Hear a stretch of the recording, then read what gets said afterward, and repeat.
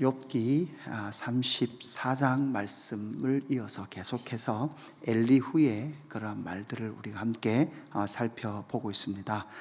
엘리후가 진술한 신정론, 하나님께서 다스리시는 그 하나님의 통치는 전능하신 하나님의 공유로운 통치다라고 그렇게 엘리후는 선포했습니다. 그래서 하나님의 통치는 완전하다라고 이야기했고, 그리고 그 하나님께서 감찰하시고 계시는 하나님이시다라고 신정론을 이야기했죠. 이건 사실 다 맞는 말입니다. 하나님은 그러신 하나님이십니다. 그럼에도 불구하고 엘리후의 말에 문제는 무엇이었는지 우리가 어제 살펴보았죠. 엘리후의 주장은 결국은 네가 지금 죄가 없음에도 고난당하고 있고 나는 의로운데도 고난당하고 있다라고 계속 주장하면 결국은 문제는 누구에게 있는 거예요? 그 신정론, 지금 또 의로운 통치를 행하고 계시는 하나님께 문제가 있다라는 그 주장밖에 되지 않는다 라고 엘리후는 욥을 책망하고 있던 거죠. 그 다음에 이제 31절부터 그렇다면 욥 당신은 이 고난을 어떻게 대응해야 되겠습니까? 욥이 지금 이 엘리후가 그 이야기를 이어가는 거예요. 하나님은 전능하신 의의 통치를 하시고 지금 또 감찰하고 계신데, 그렇다면 그 신정론 앞에 고난당하고 있는 욥 당신은 어떻게 행동을 해야 되고 어떤 삶을 살아야 되겠습니까? 라고 지금 엘리후가 말해주는 거죠. 첫 번째는 무엇입니까? 31절 32절에 보니까 그대가 하나님께 아뢰기를 내가 죄를 지었사오니 다시는 범죄하지 아니하겠나이다. 내가 깨닫지 못하는 것을 내게 가르치소서. 내가 악을 행하였으나 다시는 아니하겠나이다. 사실 이 31절과 32절에서 엘리후는 뭐 하라는 거예요? 회개하라는 거예요. 회개하라. 당시 신정론, 하나님이 다스리고 계시고 하나님이 의로우신 통치 앞에 서 있는 우리가 지금 고난당하고 있다면 우리는 뭐 할 수밖에 없다는 거예요? 회개할 수밖에 없다. 그렇게 회개하면 너는 구원을 받을 것인데 네가 그렇게 고난을 당하고 있는데도 불구하고 지금 뭐 하고 있지 않다? 회개하고 있지 않고 너의 의로움만 계속 지금 뭐 하고 있다는 거예요? 주장하고 있구나. 그래서 너의 그 헛된 말을 그쳤으면 좋겠고, 그뿐만 아니라 당신에게 계속 고난이 있었으면 좋겠는데 언제까지 고난이 있었으면 좋겠다? 회개할 때까지 고난이 계속 되었으면 좋겠다라는 것이 엘리후의 주장이에요. 그러니까 31장부터 뒤에 나오는 1절부터 나오는 31절부터 나오는 오늘 본문, 내일 본문까지 이어지는 이 본문 속에는요, 고난당하고 있는 욥을 향하여 이 엘리후의 말은 사실 그냥 인간적으로 보면 너무나 잔인한 말이에요. 끝도 없는 잔인한 이야기를 누구에게? 엘리후가 욥에게 그렇게 퍼붓고 있는 거죠. 여러분, 여기서 우리는 사실 맞는 말이죠. 우리가 신앙생활 하면 늘 하는 말이잖아요. 회개해라. 그런데 고난 앞에 서 있는 네가 의로운 통치를 고난을 당하고 있는 욥 당신이 의로우신 하나님 앞에 서 있다면 그 고난이라는 그것을만 봐도 당신은 정말 회개해야 됩니다 라고 지금 말하고 있는 이 엘리후의 주장이, 우리가 신앙생활 할 때 회개하라 라는 말을 많이 하잖아요. 근데 여러분, 여기서 자세히 우리는 한번 생각해 봐야 되죠. 주일날 우리가 말씀을 풀어갔던 것처럼 우리가 진짜 회개해야 될 포인트가 무엇입니까? 내 삶의 고난을 만났을 때 그것 때문에 회개를 해야 합니까? 여러분, 진짜 여러분 봐야 될 고난은 무엇입니까? 예수 그리스도의 십자가의 고난을 바라보고 그 앞에 서서 하는 그 회개가 진짜 회개입니다. 내가 그냥 좀 당하는, 사실 내가 당하는 고난을 비켜가기 위한 회개는 온전한 회개가 아니죠. 내가 당하는 고난이 아니라 사실 예수 그리스도께서 당하신 그 고난, 그 십자가 앞에 설 때에 나의 죄인됨이 명확하게 드러나는 것이죠. 그래서 사실 예수 그리스도의 십자가의 복음을 만나기 전에는 이 엘리후의 말은 다 맞는 말이에요. 다 맞는 말이죠. 그러나 예수 그리스도의 십자가의 그 은혜를 경험한 그 사람들에게는 엘리후의 지혜는 2차원적 지혜라는 거예요. 단지 그 2차원적 지혜 속에서 지금 무엇하고 있는 거나 지금 그 지혜를 말하고 있는 거죠. 2차원을 넘어서 3차원 세계, 그 예수 그리스도의 십자가와 구원의 그 세계에서 성도의 진정한 회개는 자신의 그러한 불의나 그러한 행위에 근거하지 않고 예수 그리스도의 십자가의 그 고난 앞에 섰을 때 예수 그리스도께서 왜 십자가의 고난을 당하시는지, 그리고 그것을 통해서 우리에게 이루어 주신 일이 무엇인지가 발견되어질 때에 우리는 진정한 회개의 자리에 머물 수 있다라는 것을 우리는 기억을 해야 합니다. 35장으로 넘어가서 이번에 두 번째는 뭔가 하면 인생의 무가치를 아십시오, 이렇게 주장을 하고 있습니다. 3절에 보니까 그대는 그것이 내게 무슨 소용이 있으며 범죄하지 않는 것이 내게 무슨 유익이 있겠냐고 묻지만은, 이렇게 쭉 고백하고 있는 이것. 그러니까 사실 3절의 말이 욥의 말이 무의미하다라고 그렇게 들리지만, 사실 여러분 이렇게 산들 무엇이 하나님 앞에 유익하겠느냐 이렇게 말하지만, 이 3절이 사실은 욥이 계속 하나님께 항변하잖아요. 이런 고난의 삶이, 내가 의롭게 살아도 이렇게 고난을 당하는데 이게 무슨 의미가 있습니까? 라고 계속 묻는데, 사실 그 말은 그 속에 욥은 계속 뭐를 찾고 있다는 말이에요? 의미를 찾고 있단 말이에요. 반대로 말하면 지금 이게 역설로 말하는 거거든요. 그러니까 의미가 없다는 걸 알면 입을 닫고 그냥 회개하고 뭐 하면 돼요? 다 하나님의 주권 앞에 그냥 굴복하면 되는데, 당신이 그걸 안 하고 계속 이렇게 말을 하면서 하고 있는 것은, 당신은 진짜 말은 그렇게 하지만 뭐를 모른다는 거예요. 인생이 얼마나 무가치한 것인지를, 무의미한다는 것을 당신은 알지 못하는 겁니다. 그래서 5절부터 나오는 게 무엇입니까? 그대는 하늘을 우러러보라. 그대보다 높이 뜬 구름을 바라보라. 그죠? 저 하늘이 얼마나 높은데 그 구름 위에 누가 계십니까? 하나님이 계신데, 그대가 범죄한들 하나님께 무슨 영향이 있겠으며 그대의 악행이 가득한들 하나님께 무슨 상관이 있겠으며 그대가 의로운들 하나님께 무엇을 드리겠으며 그가 그대의 손에서 무엇을 받으시겠느냐. 그러니까 사실 인생은 무가치하다는 거예요.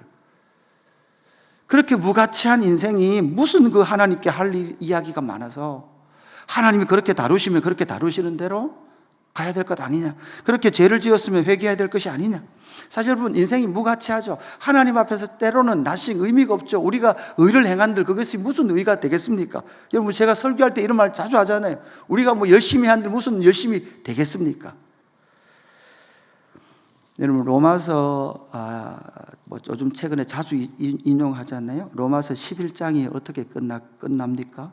깊도다 하나님의 지혜와 지식의 풍성함이요, 이렇게 시작을 하고 11장 34절에 보니까 누가 주의 마음을 알겠느냐, 누가 그의 모사가 되겠느냐, 누가 주께 먼저 드려서 갚으심을 받겠느냐. 여러분, 이 의미가 뭐예요? 우리가 한들 무슨 의미가 있겠느냐. 이게 로마서가 이렇게 11장이 끝나거든요. 그죠? 그럼 만물이 주에게서 나오고 주가 다스리고 계시고 주에게로 돌아갈 것이다. 여러분, 이렇게 말하고 나서 그 다음에 12장이 뭐로 이어집니까? 그러므로 형제들아, 내가 하나님의 모든 자비하심으로써 너희를 권하노니 너희 몸을 하나님이 기뻐하시는 거룩한 산제물로 드리라. 여러분, 11장 마무리를 보면 우리가 주께 뭐 드려서 우리가 갚으심을 받을 게 있느냐라고 말을 했는데, 12장 1절로 와서는 너희 몸을 하나님이 기뻐하시는 뭐로 드리래요? 산제물로 드리래요.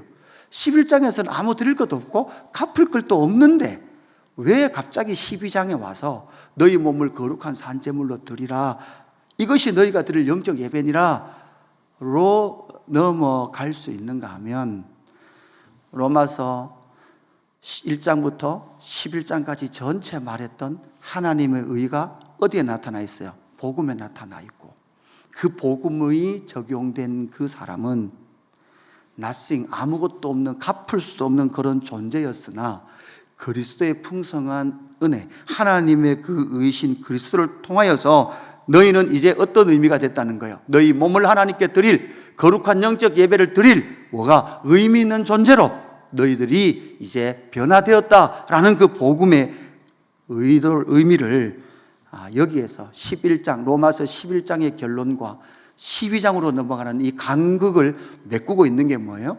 그리스도의 복음이다 라는 것을 바울은 설명하고 있는 거죠. 그래서 2차원적 측면에서 보면 인간은 무가치예요. 누구 앞에서? 하나님 앞에서는. 그러나 그 복음으로 해석되어지는 인간은 결국은 하나님께서 다시금 그들을 회복하시고 하나님 앞에 의미 있는 존재로 그리스도의 복음으로 회복해 가신다라는 것을 우리는 성경 전체를 통해서 알게 되는 거죠. 9절부터는 무슨 이야기를 하고 있습니까? 너의 그 종교심은 의미 없다라는 것을 이야기하고 있습니다. 여러분 9절부터 내용은 이런 내용이에요. 학대받는 일이나 또한 어떤 통치자, 불의한 통치자, 군주 앞에 당신들이 눌려서 하나님께 부르짖는데, 다른 말로 하면 고난이 있어서 하나님께 부르짖는데 너의 그 부르짖음이 단지 무엇을 없애주도록 기도하는 거예요. 고난을 없애주도록 기도하는 거 무의미하다. 다른 말로 하면 너의 삶의 문제를 해결하기 위해서 기도하는 것은 무의미하다. 그 기도의 뿌리는 뭐다? 단지 인간이 가지고 있는 종교심 때문에 기도하는 거다. 그렇게 기도하면 13절 보시면 헛된 것은 하나님이 결코 듣지 아니하시며, 지금 욥이 계속 하나님께 항변하는 것은 다 뭐예요? 헛된 거예요. 네 지금 고난 끝내기 위해서 그렇게 기도하는 그 기도는 헛된 것이다. 결코 듣지 아니하시며 전능자가 돌아보지 아니하신다. 이렇게 말하는 거죠. 그러니까 여러분, 이 엘리후의 말이 잔인하다 그랬잖아요. 이 잔인한 말이 지금 그 고난 속에서 몸부림치고 있는 욥의 이 몸부림이 너 그 고난 정도 문제 해결하기 위해서, 사실 여러분 욥이 당한 고난은 그냥 우리가 말하는 너 그냥 고난 정도 없애는 것이라고 말을 할 수 있을까요? 10명의 자식이 죽었어요. 그죠? 모든 재산과 자기의 건강이 상실됐어요.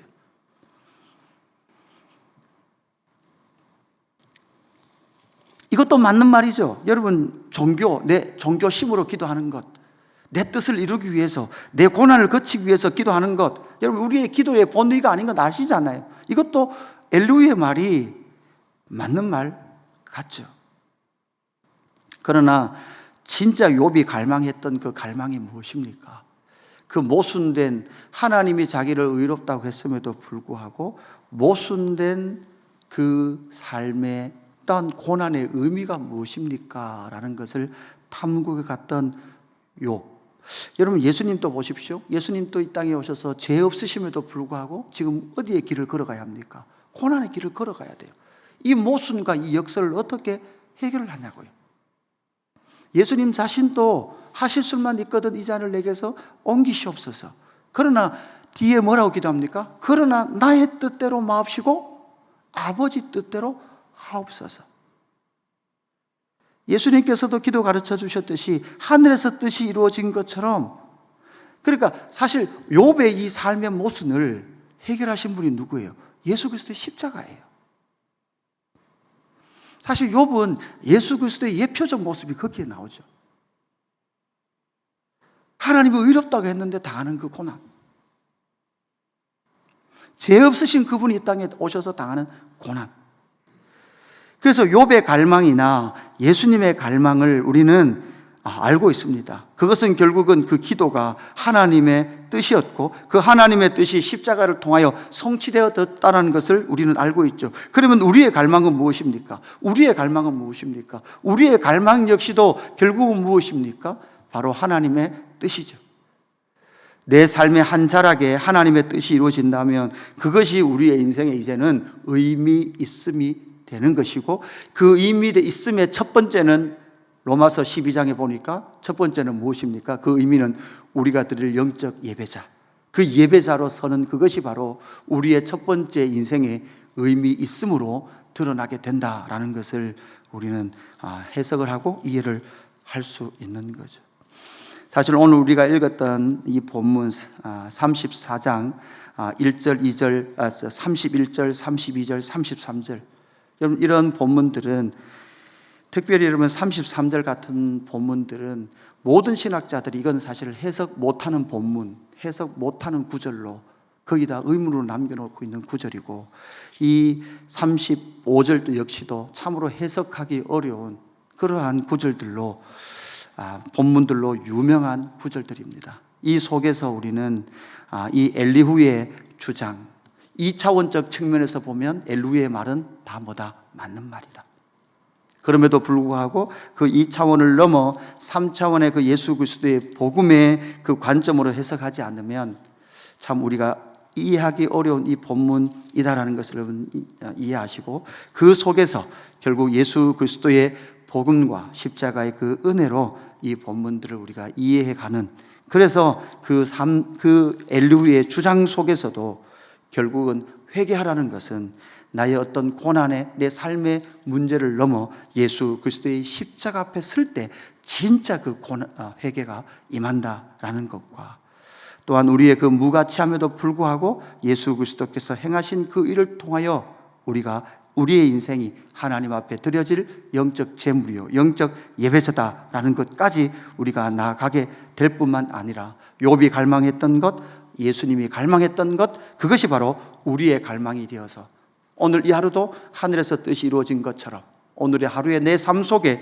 하나님의 뜻이 이루어지게 하여 주옵소서라고 기도하며 나가는 저와 여러분의 하루의 삶이 되기를 주님의 이름으로 축복합니다.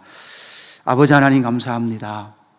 엘리후의 말이 오늘날 우리가 신앙생활하고 있는 우리에게도 종종 그리고 자주자주 들려지는 그러한 권면이기도 합니다. 하나님, 그러나 이 엘리후의 권면이 하나님 예수 그리스도의 십자가를 통과한 자들의 권면이 되게 하시고, 하나님, 그래서 그 권면이 예수 그리스도의 십자가 앞에 서 있는 회개와 그 십자가를 통과한 삶의 의미, 그 영적 예배자 된 자들의 삶과 또한 하나님의 뜻을 갈망하는 그 갈망하는 자들의 삶으로 하나님 신약의 성도인 우리의 삶에 열매 맺어질 수 있도록 역사하여 주옵소서. 하나님 아버지, 이 어려운 본문, 하나님 때로는 이 어려운 욥의 삶의 현실의 그 고백들 속에 하나님 십자가를 향해 나갈 수밖에 없다라는 것을 오늘 또 발견하오니, 우리의 삶이 예수 그리스도의 은혜 가운데 그 복음 가운데